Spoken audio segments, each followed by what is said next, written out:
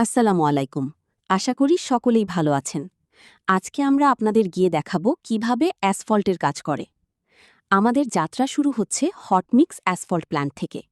এখানে সূক্ষ্মভাবে পরিমাপ করা অ্যাগ্রিগেট এবং বিটুমিনকে নির্দিষ্ট তাপমাত্রায় উত্তপ্ত করে তৈরি করা হচ্ছে উচ্চমানের অ্যাসফল্ট মিক্স। প্ল্যান্টের ড্রায়ার ড্রাম থেকে বের হওয়া এই মিশ্রণের তাপমাত্রা সাধারণত ১৬০ থেকে ১৭০ ডিগ্রি সেলসিয়াস থাকে। এরপর ডাম্প ট্রাকগুলো সারিবদ্ধভাবে এই গরম মিক্স লোড করে সাইটের উদ্দেশ্যে রওনা দেয়। মনে রাখতে হবে, পরিবহনের সময় মিক্সের তাপমাত্রা ধরে রাখতে ট্রাকের উপর মোটা টার্পোলিন বা কভার ব্যবহার করা আবশ্যিক। প্রতিটি ট্রাক সাইটে পৌঁছানোর পর একজন কোয়ালিটি কন্ট্রোলার ডিজিটাল থার্মোমিটার দিয়ে তাপমাত্রা পরীক্ষা করেন, কারণ তাপমাত্রা ১৪০ ডিগ্রির নিচে নেমে গেলে কাজের মান বজায় রাখা অসম্ভব হয়ে পড়ে। এখন আমরা সাইটে দেখছি আধুনিক পেভার ফিনিশারের কাজ। ডাম্প ট্রাকটি পেভারের হপারে মিক্সটি আনলোড করার সাথে সাথে পেভারের কনভেয়ার সিস্টেম মিক্সটিকে পেছনের দিকে নিয়ে যায়। এখানে অগার সিস্টেম মিক্সটিকে পুরো প্রস্থ বরাবর সমানভাবে ছড়িয়ে দিচ্ছে। পেভারের সবচেয়ে গুরুত্বপূর্ণ অংশ হল স্ক্রিড। এই স্ক্রিডটি কেবল মিক্স বিছায় না, বরং ভাইব্রেশনের মাধ্যমে প্রাথমিক কম্প্যাকশনও সম্পন্ন করে। আমরা এখানে automatic grade and slope control sensor ব্যবহার করছি, যা রাস্তার বিদ্যমান উঁচু নিচু অংশগুলো স্বয়ংক্রিয়ভাবে শনাক্ত করে একটি নিখুঁত সমতল ওয়্যারিং কোর্স তৈরি করছে। পেভারের গতি এবং মিক্সের সরবরাহ এমনভাবে সমন্বয় করা হয় যেন মেশিনটিকে বারবার থামতে না হয়, কারণ ঘন ঘন স্টপেজ রাস্তায় ঢেউ বা বাম্প তৈরি করতে পারে। অ্যাসফল্ট রাস্তার সবচেয়ে বড় সুবিধা হল এটি খুব দ্রুত তৈরি করা যায়। কংক্রিট রাস্তার মতো একে ২১ থেকে ২৮ দিন কিউরিং বা পানি দিয়ে ভিজিয়ে রাখা করতে হয় না। অ্যাসফল্ট লেয়িং এবং রোলিং শেষ হয়ে তাপমাত্রা স্বাভাবিক পর্যায়ে নেমে গেলেই সাধারণত কয়েক ঘন্টার মধ্যে রাস্তাটি যান চলাচলের জন্য খুলে দেওয়া যায়। অ্যাসফল্ট রাস্তা অত্যন্ত মসৃণ হয়। এতে গাড়ির টায়ারের ঘর্ষণ কম হয়, ফলে ভ্রমণ আরামদায়ক হয় এবং জ্বালানি সাশ্রয় হয়। কংক্রিট রাস্তার মতো এতে নির্দিষ্ট দূরত্ব পরপর জয়েন্ট থাকে না, তাই গাড়ি চালানোর সময় ঝাঁকুনি কম হয়।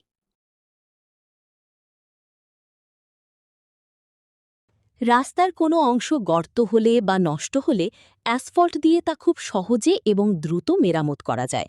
একে বলা হয় প্যাচওয়ার্ক। এমনকি পুরাতন অ্যাসফল্ট তুলে তা আবার গলিয়ে নতুন করে ব্যবহার করা সম্ভব, রিসাইক্লিং, যা পরিবেশ বান্ধব। কংক্রিট বা রিজিড পেভমেন্টের তুলনায় অ্যাসফল্ট রাস্তা নির্মাণের প্রাথমিক খরচ অনেক কম। বাংলাদেশের মতো উন্নয়নশীল দেশে, যেখানে বাজেটের সীমাবদ্ধতা থাকে, সেখানে দ্রুত নেটওয়ার্ক তৈরির জন্য এটি সাশ্রয়ী সমাধান। কালো রঙের অ্যাসফল্ট রাস্তার উপর সাদা বা হলুদ রঙের রোড মার্কিং বা সংকেতগুলো খুব স্পষ্টভাবে দেখা যায়। এটি বিশেষ করে রাতে বা বৃষ্টির সময় চালকদের জন্য রাস্তা বুঝতে সুবিধা করে দেয়, যা দুর্ঘটনা কমাতে সাহায্য করে। লেইং শেষ হওয়ার সাথে সাথেই শুরু হয় ব্রেকডাউন রোলিং, যা সাধারণত ট্যান্ডেম স্টিল রোলার বা ডাবল ড্রাম রোলার দিয়ে করা হয়। এই পর্যায়ে মিক্সটি অত্যন্ত নরম থাকে, তাই রোলারের ভাইব্রেশন এবং ড্রামের ওজন পাথরগুলোকে একে অপরের সাথে ইন্টারলক করে দেয়। চালককে মনে রাখতে হবে, রোলার সবসময় পেভারের দিকে ড্রাইভ হুইল রেখে চালাতে হয়, যাতে মিক্সটি সামনে ঠেলে না গিয়ে নিচে চেপে বসে। এই রোলিং প্রক্রিয়ায় রাস্তার স্ট্রাকচারাল স্টেবিলিটি বা স্থায়িত্ব নিশ্চিত হয়। রোলারের চাকা যাতে গরম অ্যাসফল্টে আটকে না যায়, সেজন্য অনবরত পানি স্প্রে করা হচ্ছে। প্রতিটি পাস বা যাতায়াত এমনভাবে ওভারল্যাপ করা হয় যেন কোনো ইঞ্চি জায়গা রোলিং ছাড়া বাদ না থাকে। ভিডিওর এই শেষ পর্যায়ে আমরা দেখছি নিউম্যাটিক টায়ার রোলার বা টায়ার রোলারের কাজ। এর রাবার টায়ারগুলো অ্যাসফল্টের উপর একটি বিশেষ নিডিং অ্যাকশন বা মর্দন প্রক্রিয়া তৈরি করে।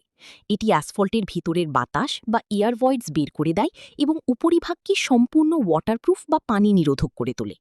পিটিআর ব্যবহারের ফলে রাস্তার উপরের ছোট ছোট ছিদ্রগুলো বন্ধ হয়ে যায় এবং আমরা পাই একটি চূড়ান্ত মসৃণ বা স্মুথ টপ সারফেস। এটি কেবল সৌন্দর্য বাড়ায় না, বরং চাকা এবং রাস্তার মধ্যে ঘর্ষণ বা গ্রিপ উন্নত করে। সবশেষে একটি স্ট্যাটিক রোলার দিয়ে ফিনিশ পাস দেওয়া হয়, যাতে রাস্তার উপর রোলারের কোনো দাগ না থাকে। এভাবেই ধাপে ধাপে মান নিয়ন্ত্রণ এবং আধুনিক প্রযুক্তির সমন্বয়ে তৈরি হয় একটি দীর্ঘস্থায়ী ও মসৃণ মহাসড়ক।